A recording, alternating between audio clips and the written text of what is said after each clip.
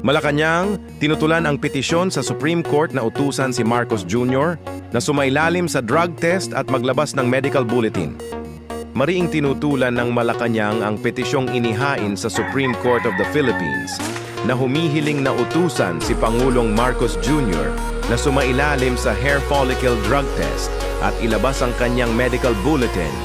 Ang naturang petisyon ay isinampa ng United People's Initiative, UPI, na iginiit ang karapatan umano ng publiko na malaman ang tunay na kalagayan ng kalusugan ng Pangulo, lalo na kung maaari itong makaapekto sa kanyang kakayahang gampanan ang tungkulin.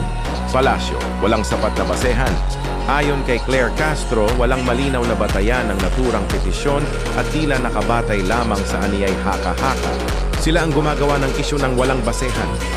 Dagdag pa niya, kung chismis lang at guni-guni, hindi babalik ta rin ng Korte Suprema ang ganitong ruling.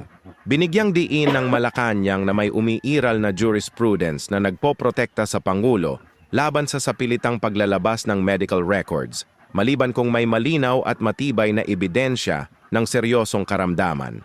Unless there is proof of serious illness, there's no need for the President to undergo that. Maliban kung may patunay ng seryosong sakit, walang dahilan para sumailalim ang Pangulo sa ganitong pagsusuri. Tumugon din ang palasyo sa argumento tungkol sa transparency at karapatan ng publiko na malaman ang kalagayan ng Pangulo. Are we not transparent? Nakikita ninyo ang Pangulo face-to-face, personal? Ayon sa palasyo, sapat na ang mga pampublikong aktibidad at pagharap ni Marcos Jr. sa media upang ipakita ang kanyang kalagayan.